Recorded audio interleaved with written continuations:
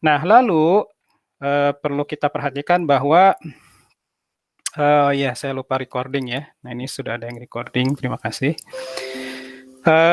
Perlu kita perhatikan bahwa apa ya, mata kuliah kita judulnya adalah topik dalam, nah penekanannya adalah topik dalam komputasi paralel ya. Jadi ada kata-kata topik dalamnya gitu ya. Nah mungkin di sini Bapak Ibu serta rekan-rekan peserta kuliah topik dalam komputasi paralel ada yang pernah ya ikut mata kuliah Kom 6 yang lain yang judulnya topik dalam ya. Nah, karena judulnya adalah mata kuliah topik gitu ya, berarti sebetulnya selain kita belajar ya aspek-aspek teoritis maupun aspek-aspek teknis terkait dengan komputasi paralel ini ya, yang kita akan bahas lagi yang utama gitu ya adalah topik-topik apa saja gitu ya, topik-topik apa saja atau kasus-kasus apa saja yang melibatkan komputasi paralel ya. Nah, bagaimana kita akan melihat kasus-kasus apa saja ini gitu ya. Nah, maka nanti kita akan banyak ya membahas paper-paper gitu ya atau studi-studi kasus tentang aplikasi komputasi paralel ya. Nah, jadi nanti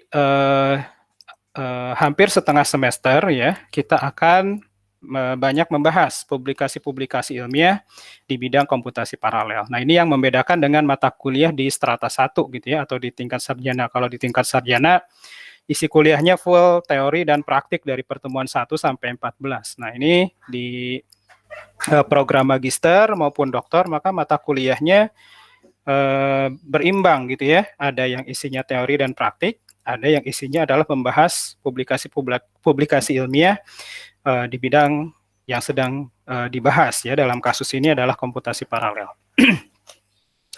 Nah, lalu learning outcome apa saja yang harapannya bisa dicapai gitu ya, atau capaian pembelajaran apa saja yang harapannya bisa dicapai adalah yang pertama setelah menyelesaikan mata kuliah ini harapannya adalah dapat menganalisis, merancang, dan mengimplementasikan program-program paralel pada beragam komputer paralel gitu ya.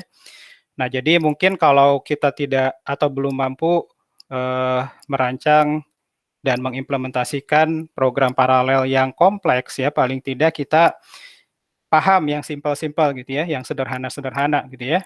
Seperti apa misalnya? Ya paling tidak contoh-contoh kasus yang dibahas di kuliah ini gitu ya, seperti misalnya dalam operasi matriks gitu ya, mengalihkan matriks ya, lalu menyelesaikan persamaan linear, sistem persamaan linear misalnya. Atau misalnya kalau simulasi misalnya ya, simulasi Monte Carlo gitu ya, secara paralel menghitung integral secara paralel. Nah, paling tidak kasus-kasus yang seperti itu ya. Nah, lalu yang kedua adalah mampu menganalisis ya, mampu menganalisis.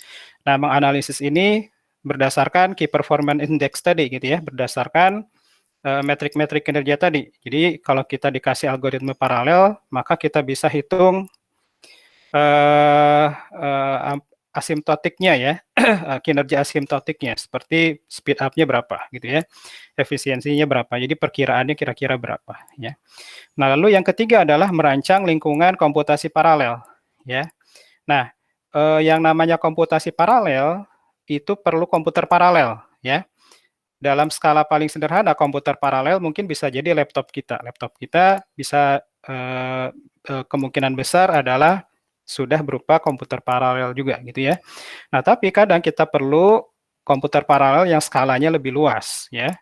Nah, kalau komputer paralel yang skalanya lebih luas, contohnya cluster ya, maka itu cara merancangnya ya, atau kita harus tahu bagaimana cara merancangnya. Nah, paling tidak kita mengetahui gitu ya dasar bagaimana sih gitu ya merancang lingkungan komputasi paralel ini, terutama dalam skala menengah lah ya, skala menengah, skala kecil sampai menengah ya, skala komputer paralelnya atau klasternya ya.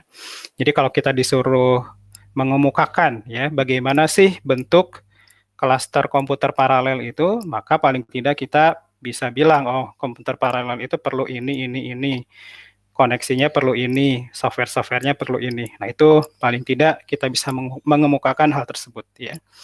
Kemudian yang keempat, mengoptimasi kinerja sistem komputer paralel. Nah, ini lebih tingkatannya lebih naik lagi gitu ya. Jadi selain kita bisa merancang lingkungan komputasi paralel, tapi kita juga bisa mengoptimasi gitu ya. Jadi setelah kita punya lingkungan komputasi paralel, biar lebih meningkat kinerjanya, apa yang harus dilakukan ya. Dan yang terakhir ya, harapannya adalah melakukan penelitian sederhana gitu ya mengenai komputasi paralel. Dan harapannya ya, ini bukan kewajiban ya, tetapi harapannya nanti hasil dari penelitian sederhana yang nanti banyak didiskusikan di mata kuliah ini bisa dipublikasikan. Nah, ini bisa jadi nilai tambah bagi Anda gitu ya, terutama mungkin untuk mahasiswa S3 gitu ya. Mahasiswa S3 bisa ditambahkan nanti di daftar karya publikasi yang dilakukan ya. Baik. Nah, topik perkuliahan ya, topik perkuliahannya selama 14 pertemuan ke depan kira-kira seperti ini. Nanti ini akan saya share juga ya. Nah, tapi ini kontrak perkuliahan ini masih masih dapat berubah gitu ya, masih dapat berubah menyesuaikan kondisi dinamis ya. Nah, tapi kira-kira seperti inilah ya, garis besarnya. Yang pertama, hari ini kita akan melihat kontrak perkuliahan. Lalu kita lihat beberapa materi. Yang pertama adalah motivasi, ya.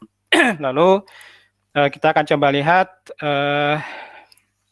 organisasi dan arsitektur komputer paralel. Dan nanti kalau memungkinkan kita akan lihat tentang arsitektur interkoneksi, ya. Nah, lalu pertemuan kedua kuliah kita akan coba melihat atau mendiskusikan tentang prinsip-prinsip perancangan algoritma paralel, karena merancang algoritma paralel ini agak berbeda dengan merancang algoritma sekuensial ya. Nah, ini kita akan coba bahas di pertemuan kedua. Pertemuan ketiga kita akan masuk ke teknis pemrograman ya, masuk ke teknis pemrograman. Dalam hal ini kita akan melihat mengenai API ataupun framework untuk memprogram komputer paralel yang sifatnya shared memory, yakni yang sering digunakan adalah OpenMP. Pertemuan keempat masih berlanjut dengan mempelajari teknis pemrograman, tetapi yang akan dipelajari di pertemuan keempat adalah model pemrograman distributed memory. Dalam hal ini kita akan menggunakan message passing interface atau MPI. Ya. Nah, 1-4 ini, pertemuan 1-4 insya Allah akan diisi oleh saya. Ya. Nah, lalu pertemuan kelima, kita akan mempelajari ya mengenai teknis pemrograman dalam perangkat akselerator ya. Tadi sudah disampaikan bahwa akselerator yang akan digunakan ya adalah NVIDIA ya, perangkat NVIDIA GPU. Nah, maka pemrograman yang akan dipelajari nanti adalah CUDA. Nah, nanti insya Allah akan disampaikan oleh Pak Toto. Nah, Pak Toto ini memang spesialis ya kalau di pemrograman GPU ya.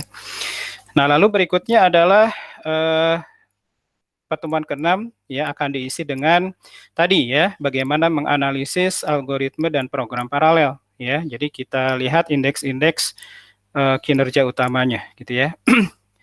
Indeks kinerja yang biasa digunakan ya, seperti speed up, efisiensi, skalabilitas ya dan sebagainya. Nanti mungkin saja lebih dari ini indeks-indeksnya.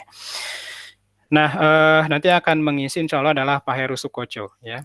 Nah, lalu setelah itu jadi 1-6 ini diisi dengan teori. Nah, 7-14 ya nanti akan diisi dengan pembahasan paper ya.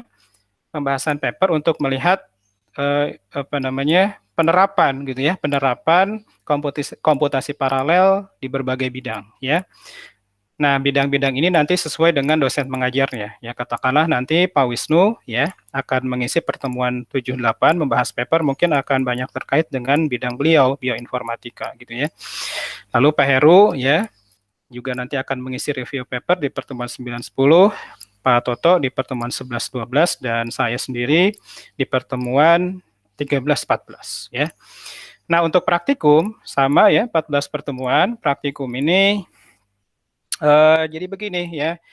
Sebagian besar pemrograman komputer paralel ya yang banyak digunakan hampir semuanya menggunakan bahasa pemrograman C dan C atau C++ ya.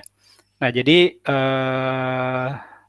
agar apa namanya ya, agar membantu ya, membantu Bapak Ibu rekan-rekan semua peserta mata kuliah ini untuk mempelajari materi-materi tentang pemrograman komputasi paralel ya. Maka di pertemuan pertama rencananya akan diisi dengan pengenalan ya. Mudah-mudahan nanti bisa diisi dengan review pemrograman dengan menggunakan bahasa C atau C++ mungkin salah satunya ya, misalnya C gitu ya. Nah, mungkin ini sekitar 2 pertemuan ya, tapi nanti kita lihat situasinya ya.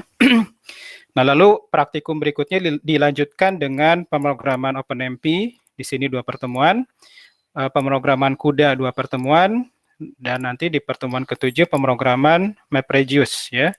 MapReduce ini biasanya menggunakan Hadoop gitu ya. Nanti diisi, nah ini pengajarnya untuk pertemuan praktikum 1 sampai dengan 4 insya Allah diisi oleh Pak Auriza. Pertemuan 5-6 tentang CUDA diisi Pak Toto, dan pemrograman MapReduce Hadoop diisi Pak Wisnu ya. Lalu pertemuan 8-9 akan membahas mengenai pemrograman MPI untuk memprogram cluster, insya Allah diisi oleh saya sendiri. Lalu pertemuan ke-10 akan membahas mengenai infrastruktur komputasi paralel ya. Ini akan diisi oleh Pak Heru. Dan pertemuan 11, 12, 13, 14 kita akan coba lihat studi-studi kasus ya. Studi-studi kasus, contoh-contoh program ya. Baik yang menggunakan OpenMP, MPI maupun CUDA ya. Nah, kira-kira itu yang akan kita pelajari selama 14 pertemuan ke depan. Nah, lalu evaluasinya ya, evaluasinya adalah yang pasti insya Allah akan ada ujian tengah semester ya. Jadi akan ada UTS ya, akan ada UTS. Tentunya kalau dalam masa pandemi UTS-nya daring ya. Dan untuk UAS, nah untuk UAS tidak ada ujian apa ya? Ujian teori tidak ada, maupun ujian praktikum tidak ada, gitu ya. Tapi nanti ujian akhir semester ini nilai evaluasinya diambil dari presentasi tugas akhir, ya. Nah, presentasi tugas akhir. Nah, tentang tugas akhir ini ya, nanti insya Allah akan disampaikan detailnya pada pertemuan selanjutnya, ya. Nah, jadi nanti akan ada tugas akhir. Kemungkinan tugas akhirnya adalah apa namanya, hasil dari review paper ditambah dengan paper-paper yang Anda cari sendiri. Anda coba buat apa namanya, draft ya, draft karya ilmiah ya, draft publikasi ilmiah. Nah, nanti penilaiannya mungkin akan dilihat sejauh mana tingkat publikasi ilmiah yang Anda buat, apakah baru draft ya, atau sudah disubmit ke suatu apa namanya, ke suatu konferensi atau suatu jurnal gitu ya, atau sudah terbit gitu ya. Nah, nanti itu punya tingkat penilaian tersendiri gitu ya. Dan yang kedua, nanti tugasnya adalah kemungkinan adalah membuat rancangan ya, rancangan infrastruktur komputasi paralel versi Anda gitu ya. Nah, nanti karena di sini ada materi membangun infrastruktur komputasi paralel ya.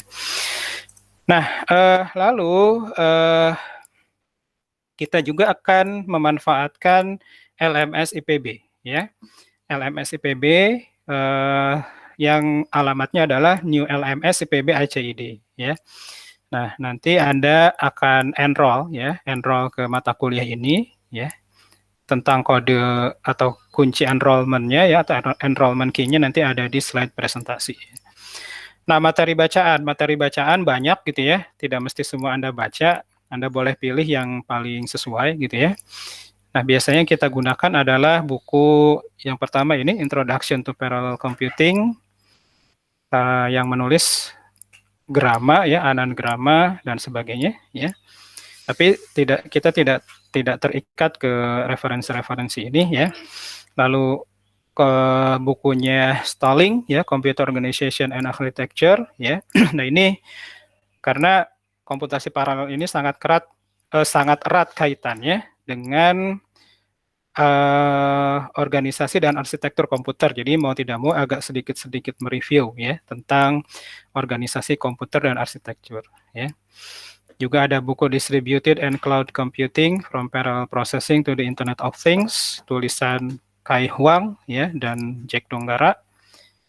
Lalu berikutnya adalah Structured Parallel Programming Patterns for Efficient Computation ya. Nah, ini silakan bisa Anda coba cari ya.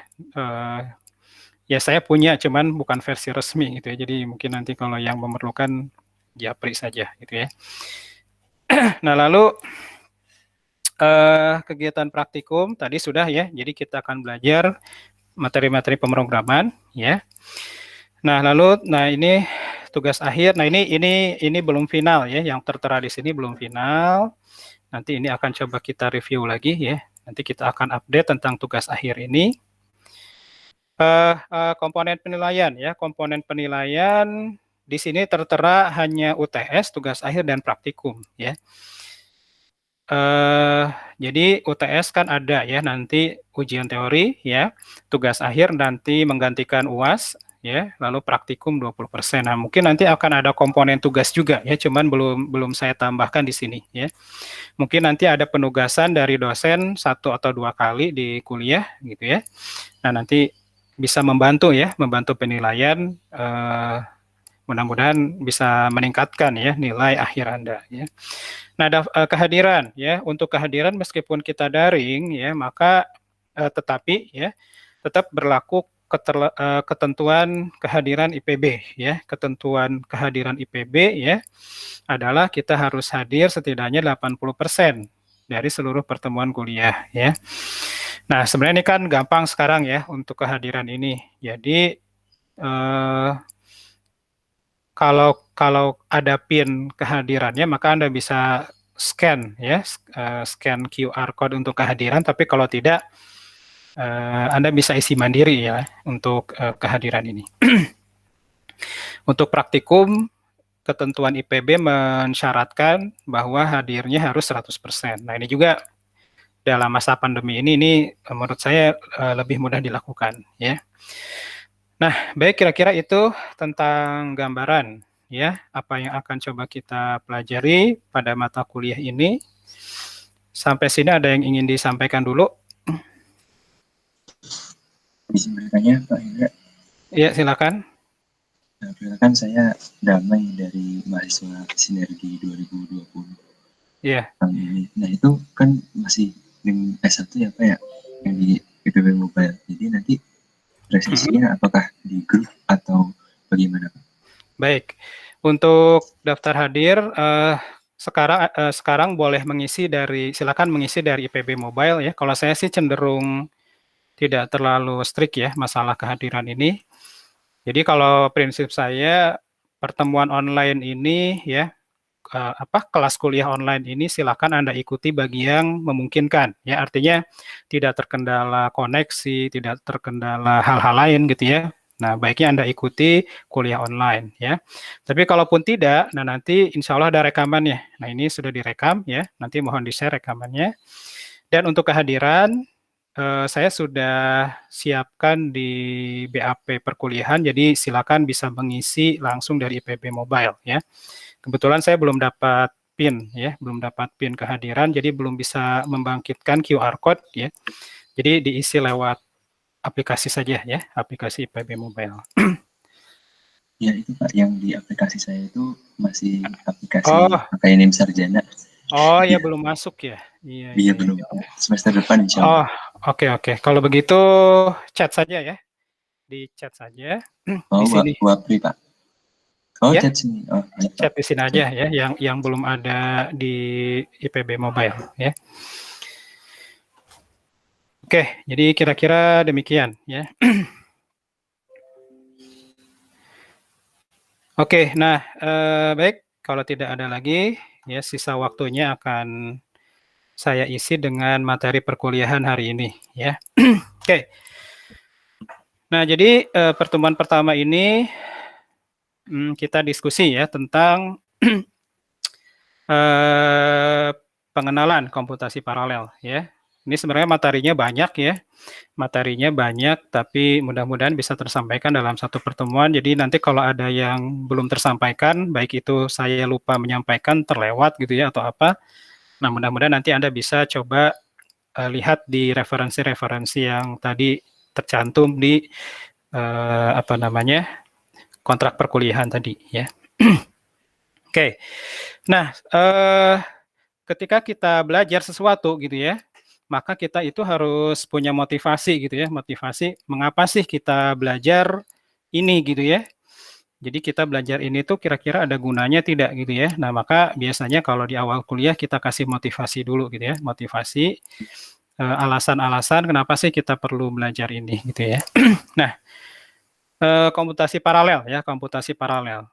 Nah, komputasi paralel. Oke, sebelum saya lanjut gitu ya, saya minta pendapat dulu dari Anda gitu ya. Kira-kira apa sih yang ingin ditargetkan gitu ya, atau yang ingin dicapai dari komputasi paralel ini?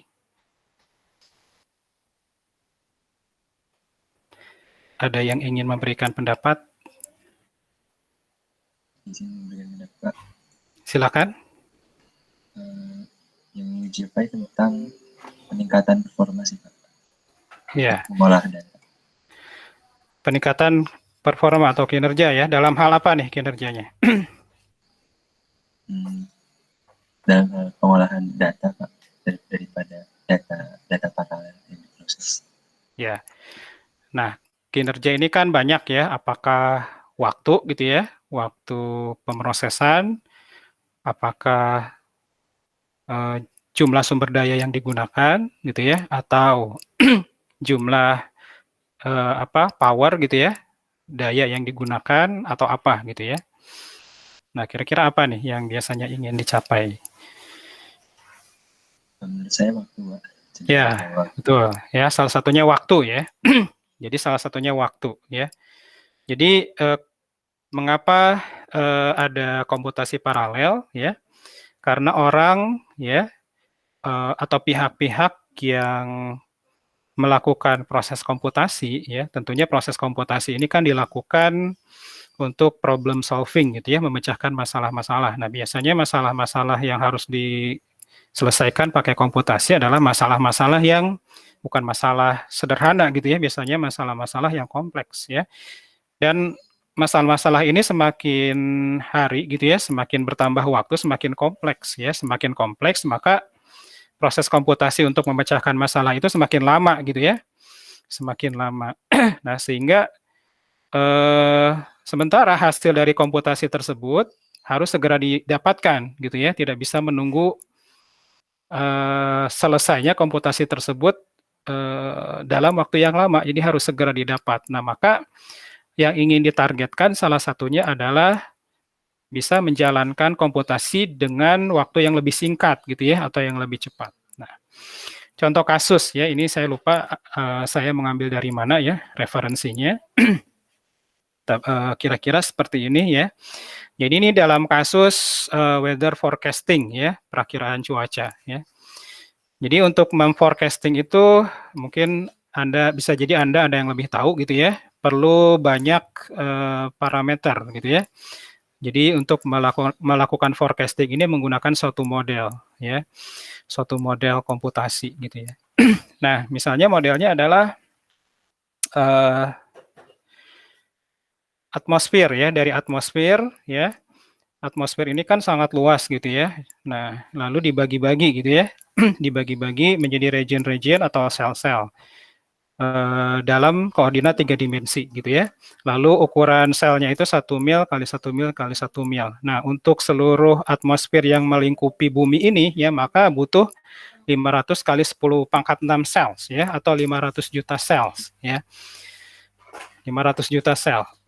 Nah, lalu setiap sel ini yang dimodelkan dengan model komputasi tadi ya, harus dilakukan kalkulasi ya, hitungannya juga tidak sekali ya, tetapi berkali-kali ya, berkali-kali untuk memodelkan berdasarkan time series ya, passage of time ya. Nah, lalu untuk tiap sel ini ya dilakukan 200 floating point operation ya. Jadi dilakukan perhitungan 200 kali gitu ya, 200 operasi floating point ya. Nah, jadi kalau 200 dikalikan tadi ya, 200 kali 500 kali 10 pangkat 6, artinya ya, untuk satu langkah perhitungan, maka ada sebanyak 10 pangkat 11 floating point operations, ya.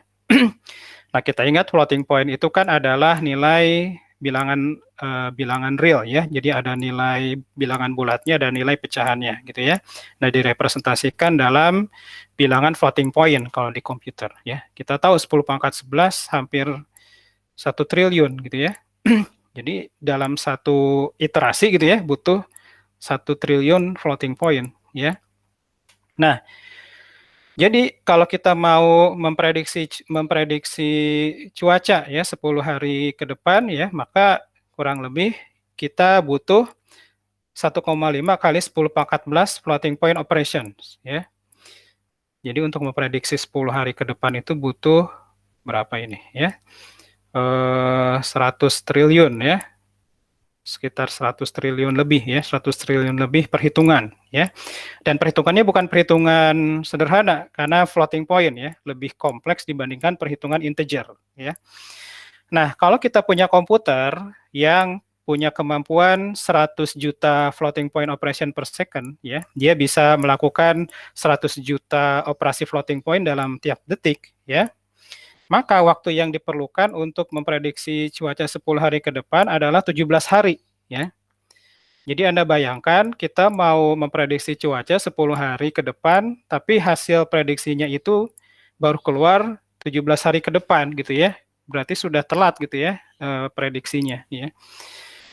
Nah, itu kalau misalnya kita hanya mengandalkan sebuah prosesor yang punya kemampuan kalau kita hanya mengandalkan perangkat komputasi yang punya kemampuan 100 megaflops ya. Nah, lalu andai kita punya komputer yang punya kemampuan 1,7 teraflops ya.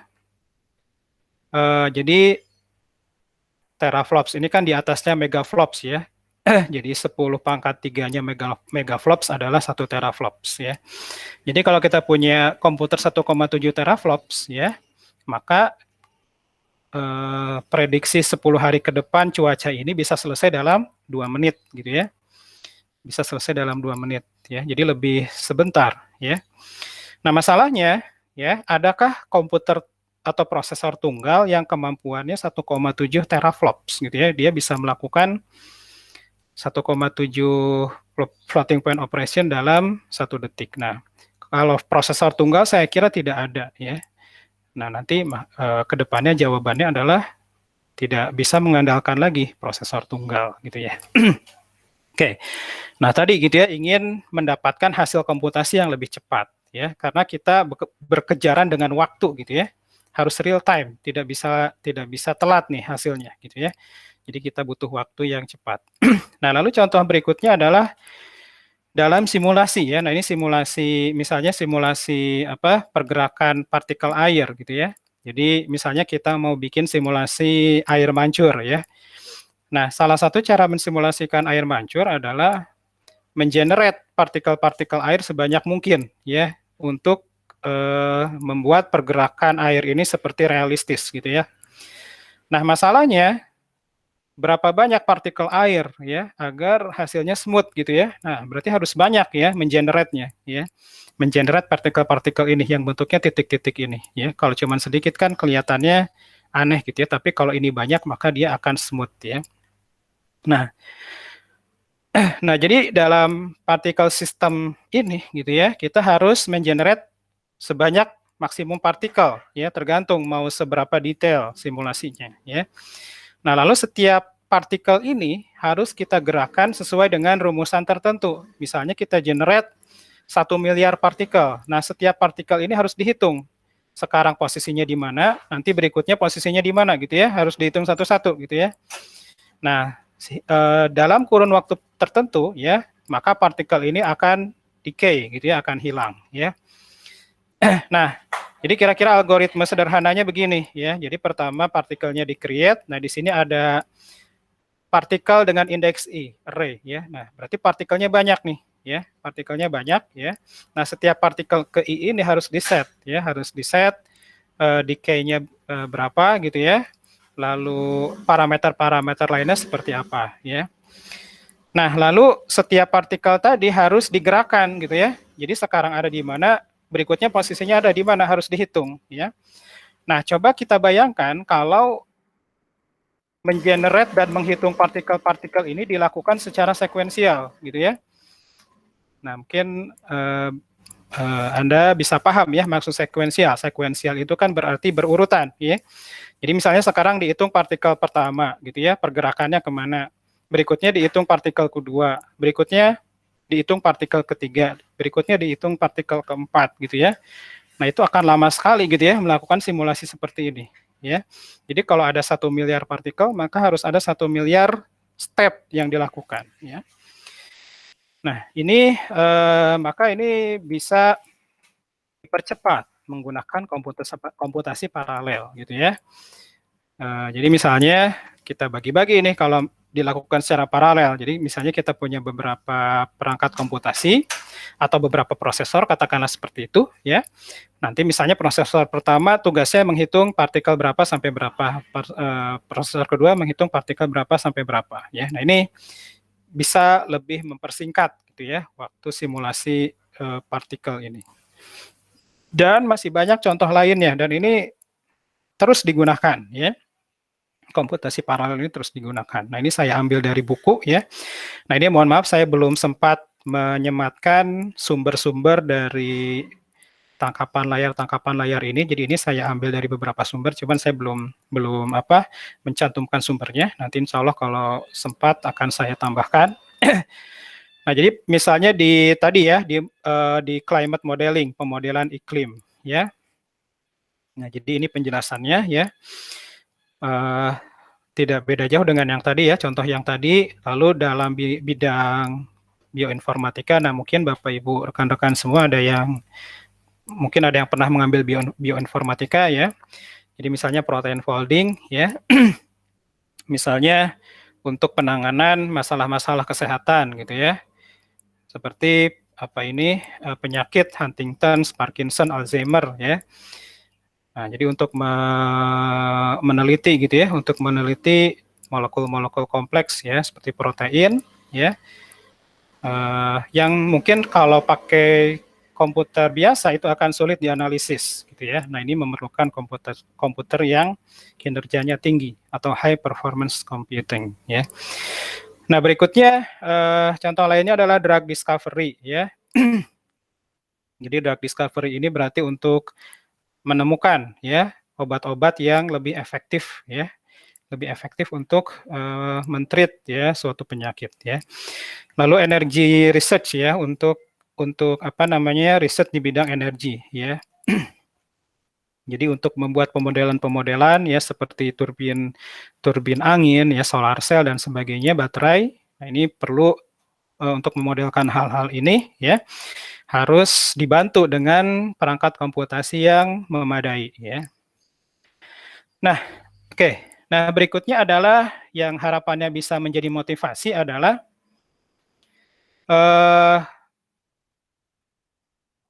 mungkin ya bagi Anda yang lahir atau mengalami atau pernah mencoba gitu ya komputer-komputer sebelum tahun berapa ya? Mungkin sebelum tahun 2004 ya, 2004 ke bawah lah ya. Nah, kalau kita beli komputer ya pada masa-masa dulu ya, 2004 ke bawah, kita ingat gitu ya, prosesor itu yang dikejar adalah berapa gigahertz gitu ya, berapa clock frekuensinya gitu ya, berapa gigahertz ya. Jadi kalau punya dulu komputer pertama saya gitu ya, Intel 486 ya, Intel 486 itu frekuensi clock-nya misalnya hanya 100 kHz gitu ya. Jadi kalau ada teman yang punya komputer 100 kHz, 100 MHz ya. 100 MHz. Jadi kalau ada teman yang punya komputer 500 MHz, wah itu udah canggih sekali gitu ya, 5 kali lebih cepat gitu ya dibandingkan yang 100 MHz ya. Nah, itu terus tuh ya bergerak dari 100 ke 500 MHz, 800 MHz, 900 MHz, 1 GHz ya. Nah, 1 GHz itu sekitar tahun berapa tuh ya? 2000-an kalau nggak salah gitu ya. Nah, habis itu terus tuh naik 1,2 GHz dan seterusnya. Jadi kalau kita ingat pada saat itu yang dinaikkan oleh pembuat prosesor adalah frekuensi clock-nya tadi gitu ya, yang gigahertz tadi gitu ya, itu dinaikkan terus ya. Tapi jumlah prosesornya tetap satu gitu ya, jumlah prosesornya tetap satu ya. Jadi yang dipercepat adalah clock frekuensinya ya. Nah, jadi ini ada beberapa pengetahuan atau wisdom ya, wisdom yang konvensional dan wisdom yang baru gitu ya. Jadi ada conventional wisdom, ada new wisdom gitu ya, atau new conventional wisdom ya. Nah, jadi dulu prinsipnya adalah ada prinsip seperti ini dulu nih ya, power is free, transistors expensive gitu ya. Jadi power gitu ya, power itu gratis, gampang lah power itu ya. Tapi yang mahal itu memasukkan transistor-transistor ke dalam chip gitu ya, ke dalam IC ya. Nah, sehingga kalau dulu itu tadi yang dikejar adalah meningkatkan frekuensi gitu ya, meningkatkan clock frekuensi ya. Tapi jumlah transistornya tidak terlalu banyak ya, bertambah. Nah, tapi ya pengetahuan baru menyatakan sebaliknya, power expensive, transistor free gitu ya. Jadi teknologi sekarang atau keadaan sekarang adalah power expensive. Maksudnya apa power expensive ya? Nah, yang pertama adalah kalau misalnya kecepatan clock tadi terus-terusan dinaikkan ya, maka daya yang diperlukan untuk menaikkan kecepatan clock ini akan lebih tinggi lagi gitu ya. Misalnya tadi ya sebagai contoh saja ya. Misalnya dari sebelumnya hanya 100 MHz, katakanlah hanya butuh berapa watt gitu ya. Misal 40 watt ya. Naik ke 500 MHz jadi 80 watt, naik lagi ke 1 GHz ya, menjadi 150 watt. Nah, itu naik terus gitu ya, yang dibutuhkan ya, daya yang dibutuhkan. Nah, akibatnya apa? Semakin banyak daya yang dibutuhkan, berarti kan kemungkinan akan banyak power yang terbuang, biasanya dalam bentuk panas gitu ya. Makanya prosesor itu kalau kita pegang setelah digunakan, apalagi dengan beban-beban yang berat, itu sangat panas gitu ya. Sangat panas sekali gitu ya. Kalau kita lihat di YouTube, bahkan ada yang bisa memasak telur dadar di atas prosesor gitu ya, karena saking panasnya gitu ya. Nah, karena saking panasnya, butuh pendingin gitu ya, butuh pendingin. Nah, lama-kelamaan teknologi pendinginan prosesor ini tidak efektif gitu ya, tidak bisa menyerap banyak panas lagi gitu ya. Nah, jadi seperti itu ya. Nah, jadi itu kendalanya kalau misalnya yang dikejar adalah peningkatan kecepatan frekuensi. Selain itu ya, yang namanya kecepatan ya, secepat-cepatnya sesuatu tidak ada yang melebihi kecepatan cahaya ya. Nah, kalau di fisika kan begitu ya, dan kecepatan cahaya itu konstan ya. Artinya mau tidak mau kalau yang dikejar adalah dengan mempercepat gitu ya, mempercepat satu hal gitu ya, mempercepat satu prosesor, maka akan ketemu batasnya gitu ya. Nah, jadi seperti itu. Nah, jadi sekarang begitu, power expensive ya. Dan juga kan sekarang kita harus bikin perangkat yang ramah energi gitu ya. Jadi tidak terlalu banyak mengkonsumsi power gitu ya. Nah, maka tidak ekspensif lagi. Tidak murah lagi power ini, menjadi sesuatu yang mahal gitu ya. Nah, tetapi transistor free ya. Tetapi teknologi sekarang ya, miniaturisasinya sudah sangat canggih gitu ya. Jadi transistor itu bisa dibuat sangat kecil-kecil sekali gitu ya. Bahkan ukurannya mendekati nano, katakanlah ya, nanoteknologi ya. Nah, sehingga dalam satu chip ya, dengan power yang sama, dengan power yang sama, kita bisa masukkan lebih banyak transistor. Nah, lalu oleh para perancang prosesor ya, dialihkan yang tadinya hanya meningkatkan kecepatan kecepatan clock tadi ya, sekarang diakali bagaimana satu chip ini ya udah diperbanyak prosesornya. Jadi chipnya cuma satu, tetapi di dalamnya prosesornya lebih dari satu gitu ya. Nah, misalnya seperti itu ya. Nah, sehingga daya yang digunakan oleh chip itu tetap sama, tetapi daya ini nanti dibagi dua gitu ya. Satu untuk prosesor yang satu untuk prosesor yang satunya lagi. seperti itu. Nah, jadi cara mempercepatnya bukan dengan meningkatkan clock frekuensi lagi, ya, tetapi meningkatkan banyaknya core gitu ya, banyaknya prosesor di dalam suatu chip, ya. Nah, jadi seperti itu. Nah, lalu berikutnya, kalau dulu gitu ya, selain meningkatkan gigahertz tadi gitu ya, yang diakali gitu ya, yang banyak diteliti oleh para perancang prosesor adalah meningkatkan yang namanya instruction level parallelism, ya, instruction level parallelism, ya, via compilers maupun innovation, ya. Nah, jadi sebenarnya paralelisme ini, ya, sudah dikejar dari dulu gitu ya. Jadi bagaimana kalau kita belajar pemrograman kan pasti awalnya sekuensial ya. Kita nulis baris program, satu instruksi diikuti dengan instruksi berikutnya, diikuti dengan instruksi berikutnya dan seterusnya. Nah, dari serangkaian instruksi ini ya, itu berusaha dicari gitu ya instruksi-instruksi yang independen gitu ya, yang bisa dieksekusi tanpa mengikuti urutan semestinya gitu ya. Nah, itu yang coba dicari dari instruction level parallelism ya. Nah, ini biasanya dieksploitasi oleh compiler. Jadi compiler ini perancang compiler ini bisa menganalisis ya source code, lalu dia ambil tuh instruksi-instruksi yang bisa dijalankan secara out of order misalnya ya, tidak mesti sesuai dengan urutannya. Jadi misalnya kalau kita tulis programnya statement 1, 2, 3, 4, 5 ya, tetapi ketika dieksekusi setelah dianalisis ternyata boleh dieksekusi 3, 4, 5 baru 1, 2 gitu ya, karena independen. Nah, ini yang coba dieksploitasi ya. Nah, jadi misalnya dengan teknologi out of order, speculation dan sebagainya ya. Nah, tapi ini old wisdom ini sekarang sudah mencapai diminishing returns gitu ya, atau dia sudah susah nih mengeksploitasi instruction level parallelism dengan cara-cara tadi gitu ya. Nah, maka di sini ada yang namanya ILP wall. Kalau yang tadi masalah power tadi power wall. Jadi sudah ketemu dinding pembatas, sudah mentok gitu ya. Nah, ini ILP wall. ILP wall ini kita sudah tidak dapat meningkatkan kinerja dengan cara mengeksploitasi instruction level parallelism lagi ya, sudah susah gitu ya. Udah mentok ya. Nah, maka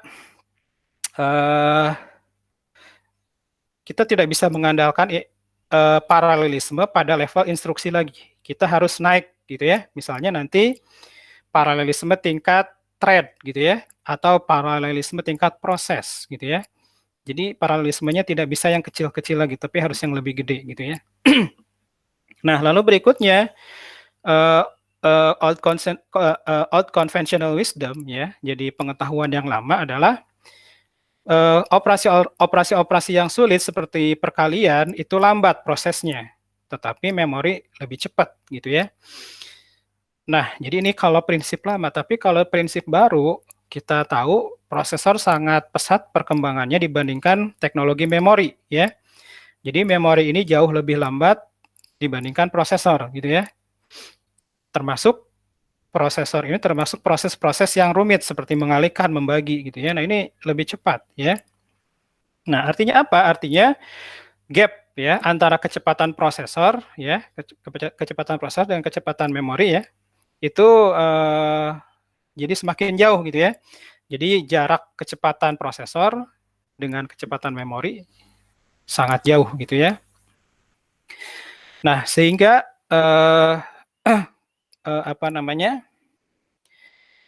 kalau misalnya kita menggunakan prosesor konvensional, prosesor tunggal, ya, maka pada saat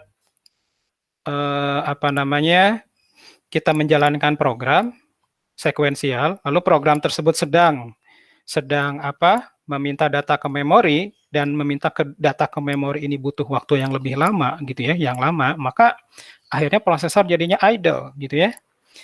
Jadinya idle. Nah, sehingga artinya apa? Banyak pekerjaan yang tidak bisa diselesaikan gitu ya. ada banyak pekerjaan yang mengantri. Nah, tapi kalau misalnya kita punya beberapa prosesor, maka ketika suatu prosesor katakanlah idle gara-gara menunggu akses memori, maka ini bisa digantikan dengan yang lain, ya. Nah, ini disebut sebagai memory wall, ya.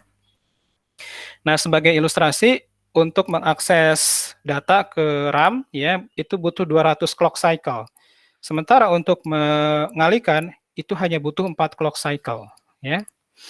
Nah, jadi strategi sekuensial tidak akan bekerja kalau misalnya gap antara RAM dengan dengan prosesor ini sangat jauh, ya. Jadi hampir berapa ini ya? Hampir 50 kali lipat, ya, lebih lambat dibandingkan kecepatan perkalian di prosesor. Oke. Nah, selanjutnya adalah hal yang lainnya, ya. Hal yang lainnya adalah kalau dulu ada istilah yang namanya free lunch, ya. Nah, apa itu free lunch, ya? Jadi ini gambar ini juga saya ambil dari internet, ya. Nanti Anda bisa browsing. Kalau nggak salah ini judul artikelnya Welcome to the Jungle, gitu ya. Nah, era dulu adalah era freelance. Nah, ini sekira tahun 2005 ke bawah, ya. Nah, jadi kalau dulu itu, ya, para pengembang perangkat lunak, ya, baik mulai dari tingkat analis gitu ya, lalu yang merancang hingga yang mengimplementasikan, mereka cukup kerja sekali ya atau beberapa kali dengan frekuensi yang jarang ya. Jadi mereka bikin program, ya udah mereka bikin program semaksimal mungkin sekali saja gitu ya. Nah, lalu pertanyaan berikutnya, bagaimana meningkatkan kecepatan program yang sudah dibuat tadi? Ya, maka jawabannya pada era freelance tadi ya, untuk meningkatkan program yang sudah dibuat tadi kita serahkan kepada pembuat prosesor karena tadi pembuat prosesor akan terus meningkatkan clock frekuensinya gitu ya. Akan meningkatkan gigahertznya tadi. Semakin naik gigahertznya otomatis program yang mereka buat ya, dalam hal ini adalah program yang masih sekuensial tadi gitu ya, akan ikut cepat juga gitu ya, akan ketarik lebih cepat juga gitu ya. Nah, itu yang disebut sebagai freelance. Jadi mereka menikmati peningkatan kecepatan tanpa melakukan penulisan program lagi, ya. Diserahkan ke peningkatan clock frekuensi, gitu ya. Nah, itu mereka nikmati, gitu ya. Sampai di sini kira-kira tahun 2005, ya. Nah, sampai tahun 2005 tadi ya, para vendor prosesor tadi ketemu dinding-dinding ini, power wall, ILP wall, memory wall, mereka tidak bisa terus-terusan berada pada jalur single core gitu ya, maka mereka berhenti meningkatkan clock frekuensi ya. Jadi kalau nggak salah mungkin prosesor kita ya tidak melebihi 3 GHz mungkin sampai 4 GHz ya, tidak ada prosesor 6 GHz, 7 GHz sudah nggak ada lagi gitu ya. Sekarang udah berhenti di angka mungkin sekitar 3 GHz ya. Nah, akhirnya apa? Program-program yang ditulis secara sekuensial setelah tahun 2005 ini tidak bisa free lunch lagi. Jadi the free lunch is so over gitu ya. Jadi sudah berhenti nih free lunch ini. Jadi mereka tidak bisa menikmati ya penambahan kecepatan program mereka ya dengan mengandalkan peningkatan clock frekuensi ya. Karena dari era 2005 ini gitu ya, para pembuat prosesor sudah beralih ke era multi-core ya, ke era multi-core. Nah, di mana era multi-core ini clock frekuensinya tidak cepat untuk setiap core-nya, tetapi core-nya tambah banyak gitu ya. Tambah banyak ya. Nah, ya core-nya tambah banyak kalau programnya sekuensial tidak ngaruh gitu ya. Jadi core yang banyak ini tetap saja yang dipakai hanya satu core kalau programnya sekuensial ya. Nah, jadi seperti itu. Nah, kalau sudah sampai era ini, maka mau tidak mau orang harus belajar bagaimana membuat program yang sifatnya paralel, ya, tidak bisa membuat yang sekuensial lagi, ya. Nah, lalu di sini ada tambahan lagi, gitu ya. Ada tahun 2011 ini, ya, sudah tidak hanya multi core lagi, tetapi di sini ada heterocore ya, ada cloud core gitu ya. Ini udah semakin aneh-aneh gitu ya. Heterocore itu berarti kalau dulu kan kita taunya untuk melakukan komputasi tugasnya Central Processing Unit CPU gitu ya. Tapi orang punya ide lain, kok hanya CPU yang boleh dipakai melakukan komputasi ya, padahal GPU juga bisa gitu ya. Akhirnya pakailah GPU ya. Lalu ada lagi perangkat Digital Signal Processing, DSP gitu ya. Bisa juga tuh buat komputasi, dipakailah untuk komputasi. Ada lagi misalnya FPGA, bisa juga untuk komputasi, dipakai untuk komputasi. Nah, ini sudah heterogen nih ya. Heterocore, udah campur-campur perangkat komputasi ini. Tidak hanya CPU yang kita kenal dulu gitu ya, yang dipakai untuk melakukan komputasi. Bahkan cloud core. Jadi kalau cloud core kita nggak mesti punya server high performance computing, server HPC gitu ya, atau punya komputer yang core-nya banyak ya. Tapi kita tinggal setup aja gitu ya, setup suatu instance di cloud sana gitu ya. Lalu kita set instance yang core-nya banyak gitu ya. Nah, itu sudah paradigma yang lain lagi gitu ya. Nah, ini sudah era sekarang seperti itu ya.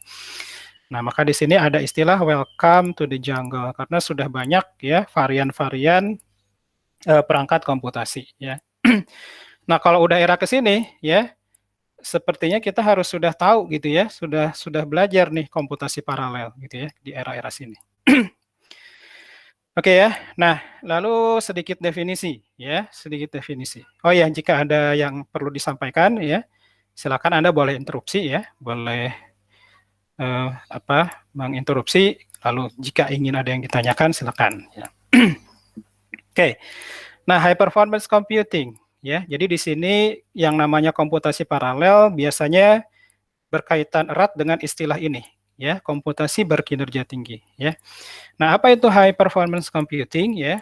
Nah, jadi di sini definisinya the practice of aggregating computing power in a way that delivers much higher performance than one could get out of a typical desktop computer or works to solve large problems in science, engineering, or business. Jadi tadi ya komputasi paralel yang dalam hal ini menggunakan teknik komputasi berkinerja tinggi, tujuannya adalah ya menyelesaikan masalah-masalah biasanya itu dalam sains ya, bisa di sains, bisa di keteknikan ataupun bisnis. Biasanya masalahnya itu skalanya besar gitu ya, besar skala masalahnya ya. Dan masalah ini tidak bisa diselesaikan tidak bisa diselesaikan dengan hanya mengandalkan komputer desktop, apalagi laptop gitu ya. Nah, ini maka memerlukan agregasi ya, penggabungan kemampuan atau penggabungan perangkat-perangkat komputasi ya. Tapi tidak sekedar digabung-gabung gitu ya, tapi harus disinergikan ya, sehingga perangkat-perangkat komputasi yang disinergikan ini bisa memiliki ya total kemampuan komputasi yang besar ya, dan bisa menyelesaikan masalah-masalah yang besar tadi yang tidak mungkin diselesaikan atau tidak visible ya diselesaikan dengan perangkat satu ya, satu perangkat misalnya desktop saja atau laptop saja ya. Oke. Nah, ini coba kita diskusikan ya. Misalnya ya, kita punya 24 angka ya, 24 nilai ya. Kita punya 24 nilai. Nah, lalu kita ingin menjumlahkan 24 nilai ini ya. Nah, kira-kira kalau secara sekuensial caranya gimana nih? Atau yang biasa kita lakukan?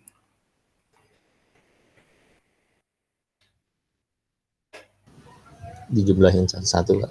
Iya, benar ya. One by one. Ya, tambahin satu-satu ya. Jadi kita akan sangat mahir membuat program menjumlahkan nilai ini dengan kemampuan program kita saat ini gitu ya. Ya gampang aja dijumlahin satu-satu gitu ya. Jadi kita jumlahkan 1 dengan 4. Lalu hasilnya dijumlahkan dengan 3, hasilnya dijumlahkan dengan 9 ya, hasilnya dijumlahkan dengan 2 terus gitu ya sampai akhir. Nah, berarti kalau secara sekuensial ya, berapa penjumlahan yang dibutuhkan ya?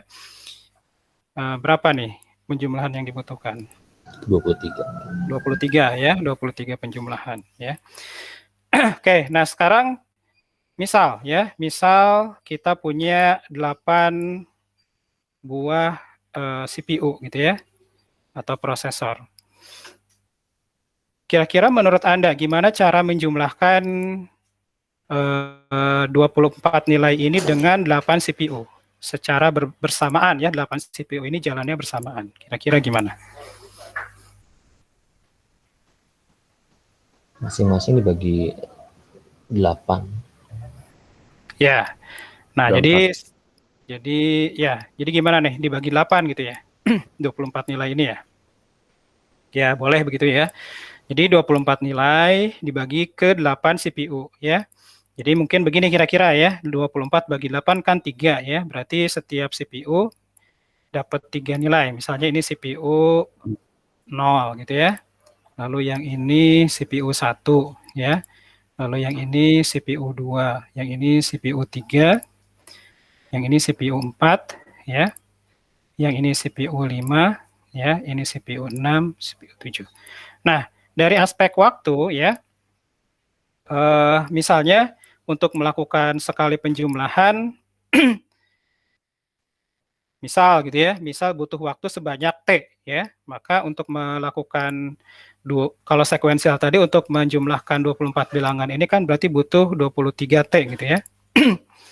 Karena kan 20 berarti kan 23 T ini karena kita harus melakukan penjumlahan 3 kali secara berurutan, secara sekuensial ya. Nah, sekarang kalau secara paralel, katakanlah begini, gitu ya. Jadi masing-masing dapat 3 nilai. Nah, setelah dapat 3 nilai ini diapakan?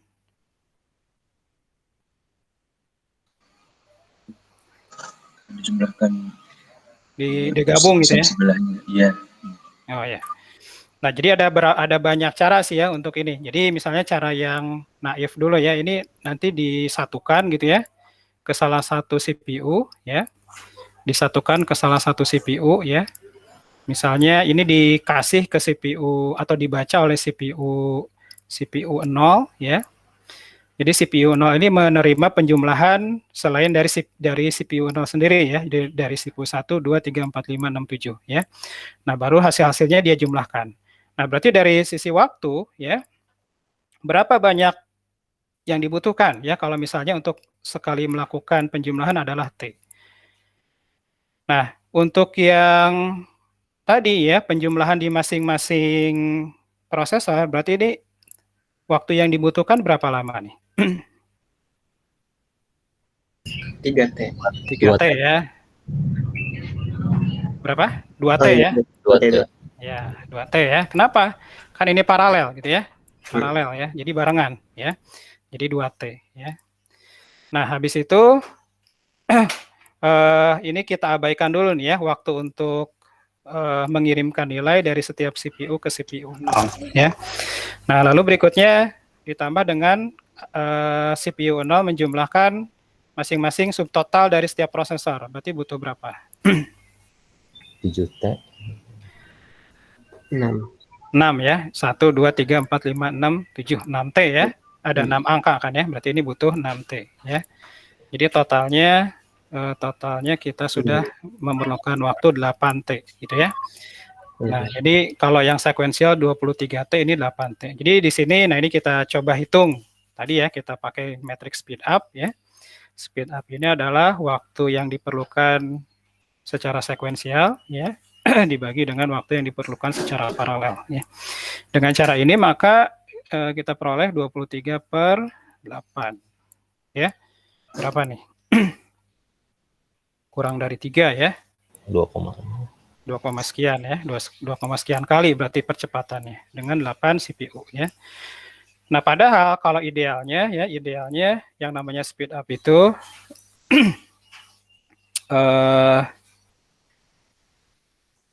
idealnya ya sejumlah dengan CPU-nya gitu ya. Jadi kalau idealnya 8 kali lebih cepat, tapi ini kita dapatkan 2 ya.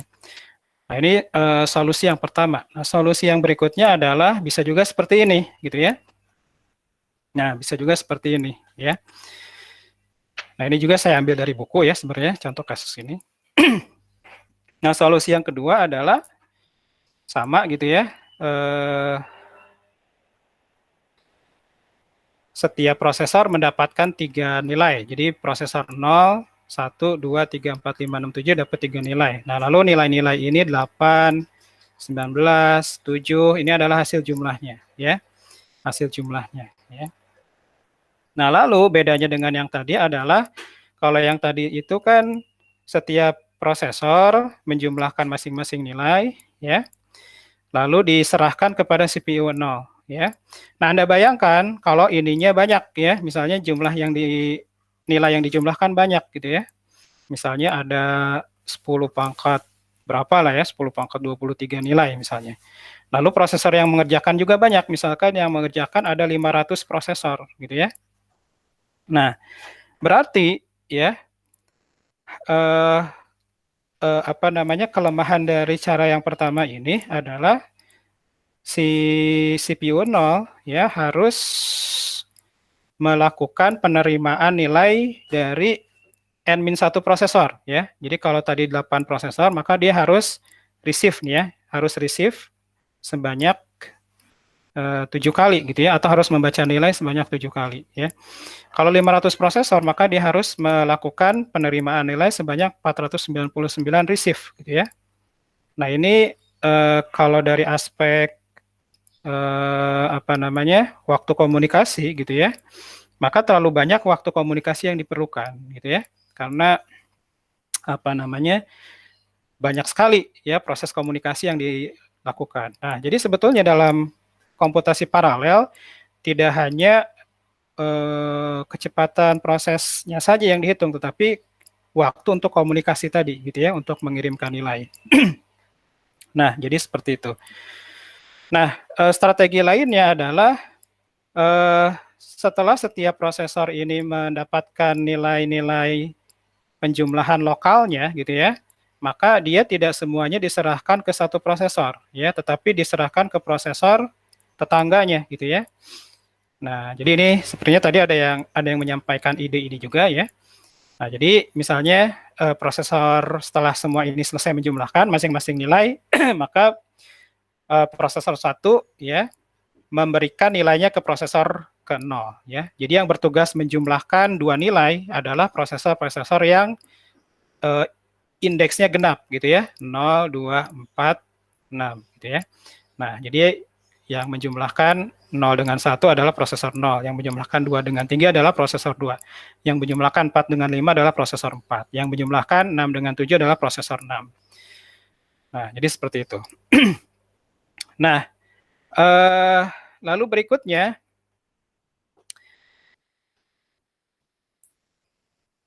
dilakukan ya hal yang sama ya. Jadi nanti prosesor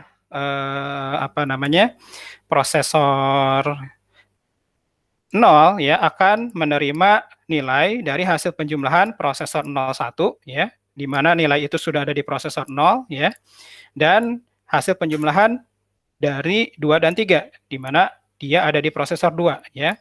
Nah, jadi untuk penjumlahan level berikutnya itu dilakukan oleh prosesor yang kelipatan 2 gitu ya, 0, 4, nanti di sini 8 kalau ada lagi gitu ya.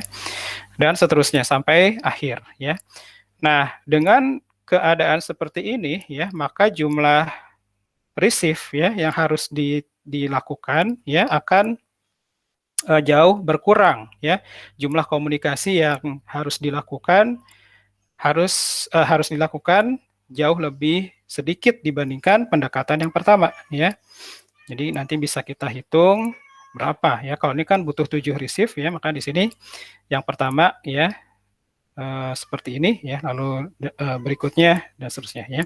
Nah, jadi kalau misalnya di sini ada 1000 core katakanlah ya, maka receive-nya hanya setengahnya ya, seperti itu. Nah, ini strategi lainnya ya.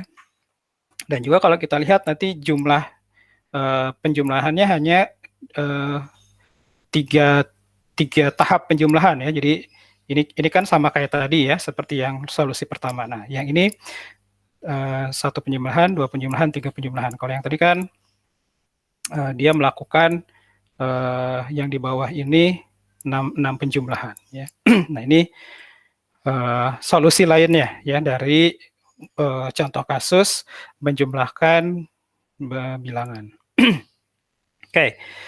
Nah, berikutnya adalah kita lihat mengenai aspek perangkat komputer paralelnya ya. Nah, ini kita lihat ke hardware sedikit ya. Nah, jadi tahun 66 ya, mungkin pada saat komputer baru ditemukan ya, jadi tidak terlalu lama dari komputer ditemukan. Nah, ini sudah ada penelitian yang mencoba mengelompokkan mengenai komputer paralel ya. Jadi ada kelompok-kelompok komputer paralel. Nah, orang yang mengelompokkan ini disebut punya nama Michael J. Flynn kalau nggak salah ya. Nah, sering dipanggil nama akhirnya yakni Flynn. Nah, taksonomi yang dia buat dia sering dikenal sebagai Flynn taxonomy ya, taksonomi Flynn ya. Nah, Flynn ini membagi komputer paralel atau komputer secara umum gitu ya menjadi 4 jenis berdasarkan apa? Berdasarkan banyaknya stream instruksi dan stream data gitu ya. Yang namanya komputer itu kan tidak atau hanya 2 aspek ini ya, aspek data gitu ya yang mau diproses, lalu aspek instruksi yang memproses data tersebut ya. Nah, jumlah stream instruksi dan stream data kalau diklasifikasikan berdasarkan jumlah stream instruksi dan stream data akan ada 4 kelompok ya. Akan ada 4 kelompok, yakni ada yang namanya single instruction stream, single data stream atau dibaca SISD atau sering disebut ringkas SISD gitu ya. Lalu single instruction stream, multiple data stream atau SIMD. Lalu multiple instruction stream, single data stream atau MISD, dan multiple instruction stream, multiple data stream atau MIMD ya. Nah, ini hasil dari taksonomi Flynn ya. Jadi ada 4 kuadran. Nah, apa masing-masing dari kelompok ini? Yang pertama adalah SISD ya. Jadi SISD ini adalah prosesor dulu gitu ya, prosesor yang sebelum ada eranya multi-core gitu ya. Mungkin komputer-komputer dulu pada saat itu adalah uniprosesor. Jadi satu chip itu ya satu prosesor isinya ya.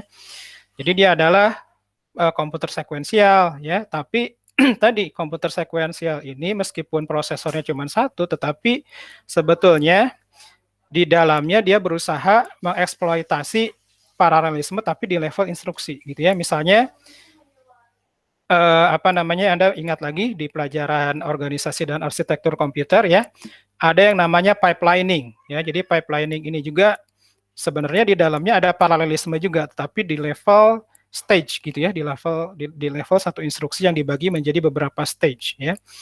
Lalu out of order execution ya, jadi eksekusi rangkaian perintah tetapi tidak mesti mengikuti urutan semestinya. Lalu speculation, flew ya, superscalar dan sebagainya. Nah, nanti karena waktu terbatas Anda bisa eksplorasi nih apa maksud istilah ini ya.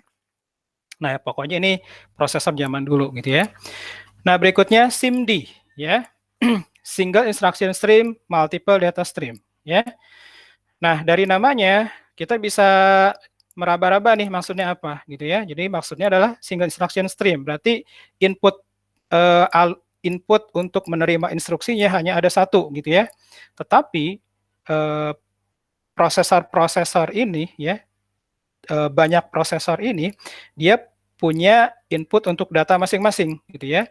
Jadi same instruction ya, jadi instruksi yang sama dieksekusi oleh beberapa prosesor, berarti prosesornya sudah lebih dari satu ya, beda dengan SISD tadi. Kalau SISD itu prosesornya cuma satu ya.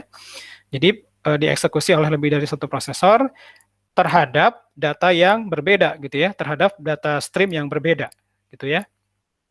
Nah, kalau SISD tadi berusaha mengeksploitasi paralelismenya di level instruksi atau ILP ya, maka SIMD ini berusaha mengeksploitasi paralelisme di level data gitu ya. Nah, caranya gimana tadi? Dengan cara menerapkan operasi yang sama tetapi kepada data yang berbeda ya. Nah, contoh yang paling gampang ya, yang paling sederhana ya, sederhana sekali adalah menjumlahkan dua vektor gitu ya. Jadi ada dua vektor ditambahin gitu ya. Kan itu gampang ya. Menjumlahkan dua vektor ya. Jadi elemen pertama atau elemen ke-0 ditambahkan dengan elemen ke-0, elemen ke-1 ditambahkan dengan elemen ke-1, elemen kedua ditambahkan dengan elemen kedua. Nah, itu pola SIMD-nya sangat kelihatan ya. Instruksinya satu, menjumlahkan ya. Tapi datanya beda-beda ya. Jadi penjumlahan pertama menjumlahkan elemen 0 dengan elemen 0. Penjumlahan kedua menjumlahkan elemen 1 dengan elemen 1. Nah, itu karakteristik dari SIMD ya. Jadi instruksinya sama, tambah, tapi datanya beda-beda ya, elemen 0, elemen 1, elemen 2 dan seterusnya. Nah, ini yang disebut sebagai data level parallelism atau parallelism level data. Nah, karakteristik dari SIMD adalah setiap prosesor ya itu punya atau bisa mengakses memori ya, punya memori sendiri gitu ya, meskipun nanti bisa di-share dengan prosesor yang lain ya. Nah, tapi ya hanya ada satu instruction memory, hanya ada satu tempat untuk menyimpan instruksi. Makanya dia hanya bisa menjalankan satu instruksi saja tetapi terhadap data yang berbeda. Dan kontrol unitnya cuma satu atau kontrol prosesornya cuma satu ya. Di mana kita ingat bahwa tugas kontrol unit itu melakukan fetch ya, melakukan pengambilan instruksi dari memori ya, decoding dan sebagainya. Nah, apa contoh-contoh real prosesor yang masuk ke dalam SIMD ya? Nah, kalau prosesor dalam satu chip gitu ya, yang didedikasikan dalam bentuk SIMD, ada yang namanya vektor prosesor ya. Jadi kalau vektor prosesor ini, kalau kita ingin melakukan penjumlahan vektor kayak tadi ya, misalnya kita punya vektor A gitu ya, saya tulis seperti ini ya. Jadi vektor A ini gimana simbol vektor ya? Misalnya isinya gini aja lah ya. Mohon maaf kalau ada yang salah ya. Jadi vektor A ini misalnya elemennya ada A1 gitu ya, A2 sampai A ke N gitu ya. Lalu ada vektor B ya, B1 ya, B2 sampai dengan Bn. Nah, maka kalau vektor prosesor ini ya, untuk melakukan penjumlahan dua vektor ini cukup dengan instruksi A tambah B gitu ya, tanpa harus melakukan penjumlahan satu-satu ya, seperti pada prosesor tunggal. Kalau prosesor tunggal kan kita harus bikin loop gitu ya, loop for gitu ya, untuk setiap elemen ini nanti kita jumlahkan gitu ya, A kesekian ditambah dengan B kesekian ya. Nah, kalau vektor prosesor bisa langsung gitu ya. Nah, lalu sebetulnya di prosesor kita juga ya sudah tertanam instruksi-instruksi yang mirip-mirip vektor begini ya, vektor prosesor. Jadi kalau kita lihat spek prosesor kita, maka biasanya kalau kita lihat ada yang namanya SSE gitu ya. SSE, ada yang namanya SSE2 ya, ada yang namanya VAX ya.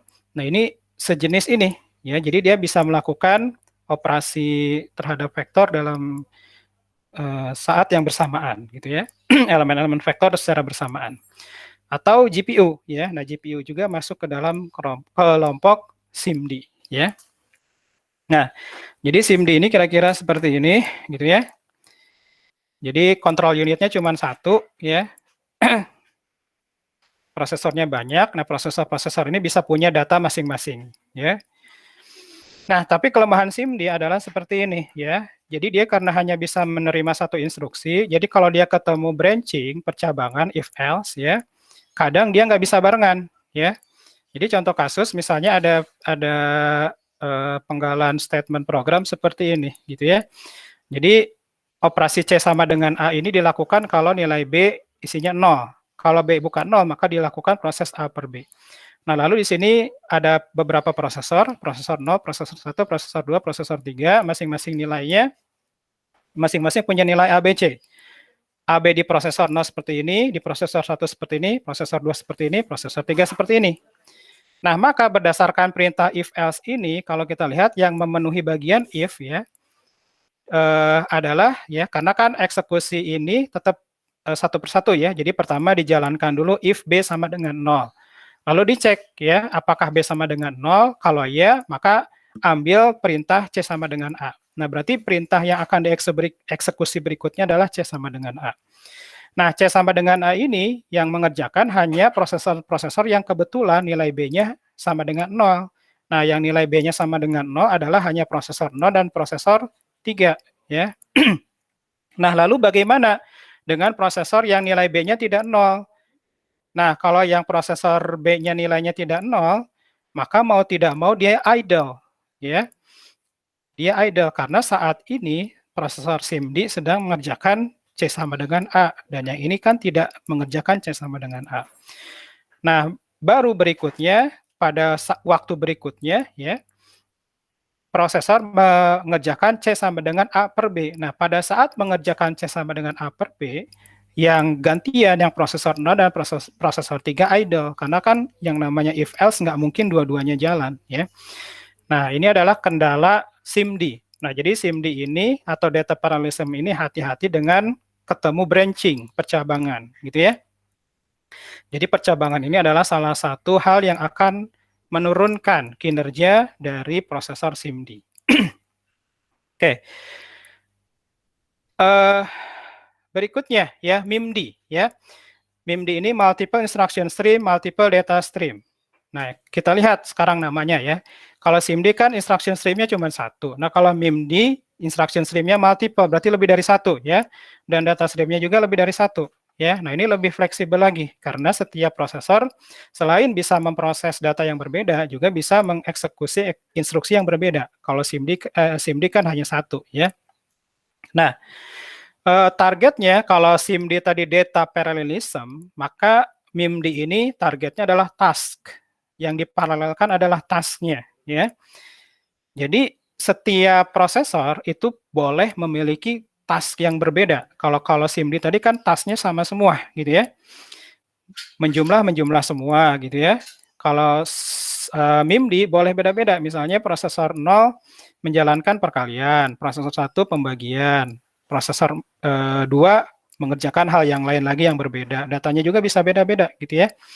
Jadi secara general MIMD ini lebih fleksibel dibandingkan SIMD ya. Nah, karena dia lebih fleksibel, maka aplikasinya banyak ya. Jadi kita bisa melakukan komputasi paralel lebih fleksibel kalau pakai MIMD gitu ya. Nah, tapi tentu kefleksibelan ini dibayar mahal dengan desain atau implementasi prosesor MIMD yang lebih mahal daripada SIMD ya. Nah, contohnya apa? Prosesor-prosesor atau komputer yang masuk ke kategori MIMD ya. Yakni kalau dikelompokkan lagi ada dua jenis MIMD, yakni tightly coupled ya atau yang berdekatan antar prosesornya ya, dikoneksikan dengan koneksi yang pendek ya, yang berdekatan, dan ada yang loosely coupled ya, yang terpisah dengan jarak yang agak jauh ya, atau dikoneksikan dengan interkoneksi yang cukup jauh. Nah, yang tightly coupled ini contohnya adalah multi-core prosesor ya. Nah, sekarang laptop kita gitu ya. Kebanyakan atau hampir setiap kita beli laptop baru, maka prosesornya sudah dipastikan multi-core gitu ya. Nah, ini prosesor kita dikategorikan ke dalam MIMD ya. Atau kalau kita punya servernya itu ada lebih dari satu chip ya. Maka itu disebut sebagai multiprosesor ya. Nah, kalau yang loosely coupled contohnya adalah cluster ya, nanti kita lihat. Nah, kalau MIMD seperti ini, masing-masing prosesor punya control unit, beda dengan SIMD, control unitnya cuma satu.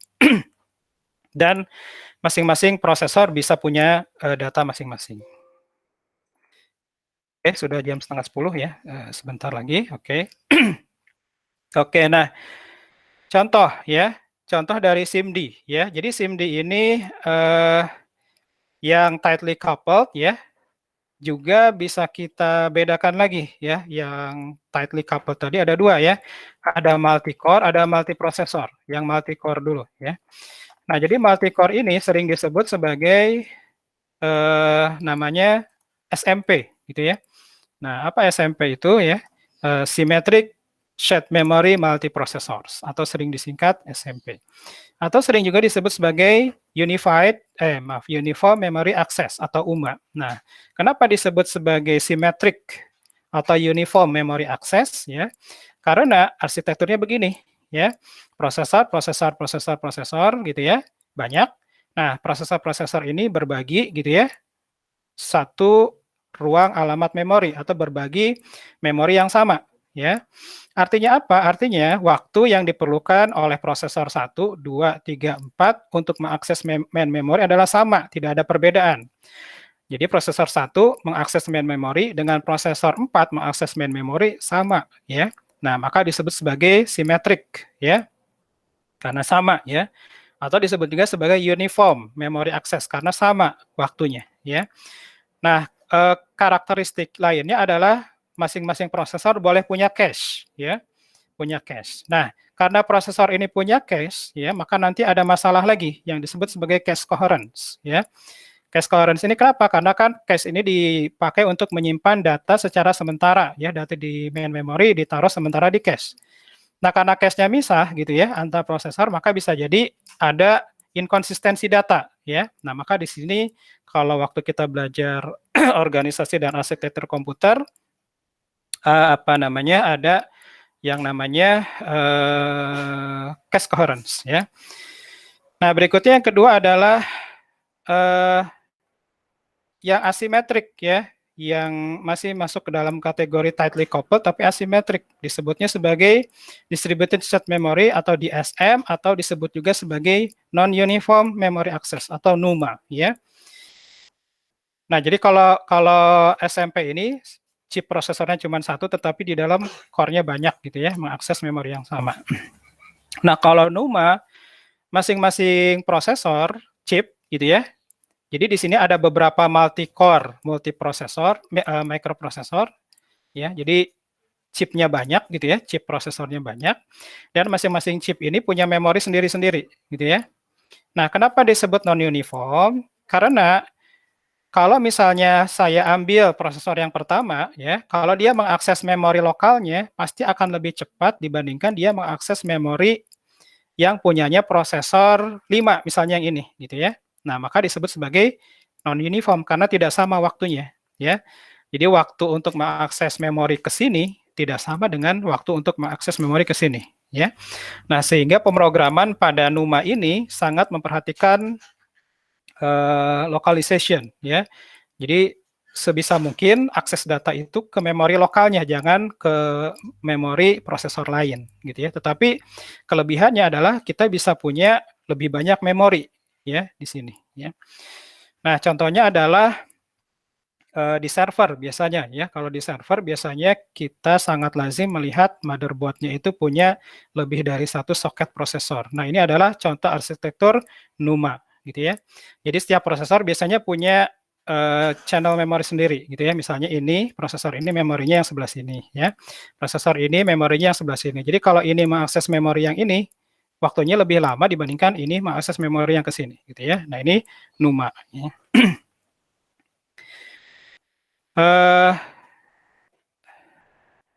Nah, ini berikutnya adalah GPU. Nah, sebetulnya GPU tadi bisa masuk ke yang SIMD tadi gitu ya, tetapi arsitekturnya kira-kira begini, GPU ya, nanti ada sesi khusus ya. Jadi isinya di dalamnya ada beberapa multiprosesor, di mana setiap multiprosesor ini dia punya prosesor sendiri-sendiri gitu ya. Nah, GPU ini biasanya core-nya banyak, tapi core-nya core-core sederhana dibandingkan core pada general purpose CPU ya.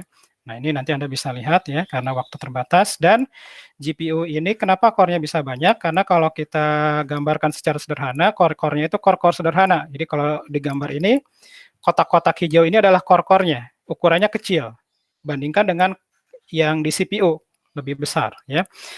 Jadi area untuk mengimplementasikan core di CPU lebih kecil dibandingkan area di GPU lebih kecil dibandingkan di CPU. Oke ya. Kenapa? Karena CPU ini kompleks gitu ya. Dia harus banyak mengimplementasikan banyak hal dibandingkan di GPU. Nah, lalu yang loosely coupled MIMD contohnya adalah cluster. Nah, cluster ini kita punya beberapa server atau komputer ya. Lalu dihubungkan dengan interkoneksi tertentu misalnya Ethernet ya. Lalu di sini kita bisa punya server untuk storage sendiri, kita bisa punya disk array dan sebagainya ya. Nah, jadi contohnya seperti ini, kita punya beberapa komputer ya, maka disebut sebagai multi komputer tadi ya. Lalu dihubungkan dengan satu interkoneksi ya. Oke. Nah, yang ini MISD ini saya skip aja karena jarang ya. Nanti Anda bisa baca sendiri.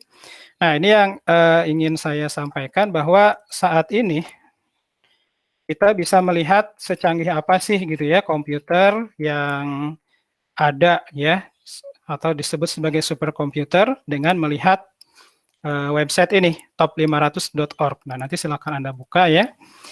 Jadi top500.org kalau kita lihat ya di sini. Nah, jadi ini semacam kompetisi yang diadakan setiap tahun ya, top 500 ini yang diikuti oleh penyedia atau organisasi yang memiliki superkomputer ya. Dia jalankan suatu benchmark namanya LINPACK gitu ya. Dia adalah solver untuk linear algebra linear, tetapi dijalankan di cluster ya. Dalam setahun dia diadakan 2 kali gitu ya, Juni dan November ya. Nah, jadi yang terakhir misalnya November 2020 ya. Kita lihat pemenangnya siapa ya. Jadi pemenangnya adalah superkomputer Fugaku ya di Jepang ya. Dia vendornya adalah Fujitsu ya.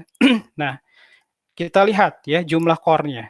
Jumlah core-nya totalnya adalah 7.630.848 core gitu ya.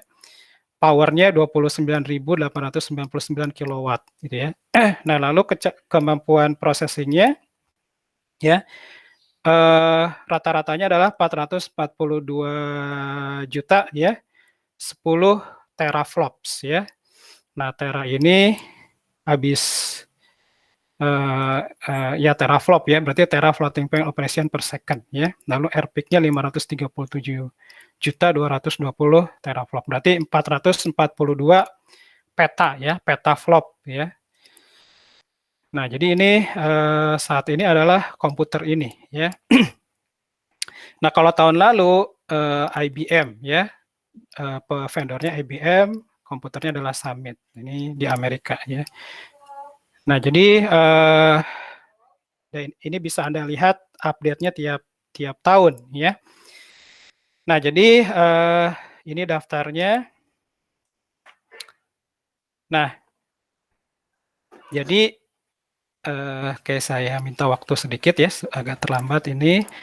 Jadi pada tahun 1994 ya, juara 1 ya dari top 500 ini adalah komputer yang kecepatannya 59,7 gigaflops kemampuannya. Nah, mungkin ini sekarang ya komputer yang punya kemampuan 59,7 gigaflops ini adalah laptop kita gitu ya. Bayangkan kalau laptop kita hadir di tahun 94, maka laptop kita juara top 500 gitu ya. Jangan-jangan ini adalah laptop kita nih 59,7 gigaflops ini ya. Nah, jadi kita lihat di sini perkembangan kecepatan dari superkomputer ya. Nah, ini kira-kira gambaran kecepatan seperti ini. Nah, ini yang tahun lalu ya. Tahun lalu, pemenang tahun lalu IBM Summit ya, bentuknya seperti ini.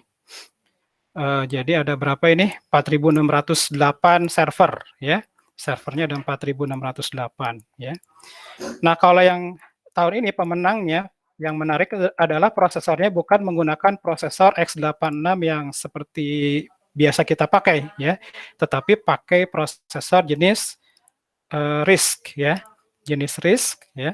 Ya, ini A64 FX. Jadi bukan CISC yang seperti kita pakai ya. Nah, ini tambahan-tambahannya saya skip, waktunya sudah habis, mohon bisa dibaca sendiri ya, atau nanti saya lanjutkan minggu depan ya. Nah, baik. Nah, untuk bagi Anda ya agar bisa lebih memperdalam ya apa yang disampaikan hari ini. Nah, ini ada sedikit tugas ya. Ada sedikit tugas, maaf. Jadi tugasnya adalah tadi kan ada daftar pemenang di top500.org ya. Jadi, nah tugas Anda adalah nah, silakan Anda ulas salah satu superkomputer yang ada di top500.org. Nah, ini kan banyak ya, ada 500 superkomputer nih ya, Anda buka ya. Nah, yang tadi nih ya. Nah, Anda ulas, terserah pilih yang mana, tapi jangan yang sama ya. Ini kan peserta kuliahnya kalau nggak salah ada 9 atau ada berapa gitu ya. Nah, masing-masing pilih ya. Pilih mau mengulas yang mana ya. Lalu nanti saya edit dulu ya. Nggak usah lah. Nah, lalu apa ini? Nah, silakan Anda ulas. Itu kan ada linknya ya. Setiap pemenang tadi ada linknya komputernya seperti apa ya. Jadi ulas prosesor apa yang digunakan, termasuk akseleratornya. Akselerator itu misalnya GPU ya. Lalu telusuri prosesor itu arsitekturnya bagaimana, speknya bagaimana gitu ya. Lalu ukuran memorinya berapa, sistem operasi yang dipakai apa, ya, bahasa pemrograman dan library-library yang digunakan di superkomputer itu apa, interkoneksi yang digunakan apa, lalu saat ini dipakai untuk apa superkomputer itu. Nah, itu biasanya ada informasinya di masing-masing link setiap superkomputer tadi. Nah, jawaban mohon ditulis dalam file PDF, lalu dikumpulkan lewat NewLMS. Tentunya Anda harus enroll dulu ya, dengan enrollment key ini. Ya.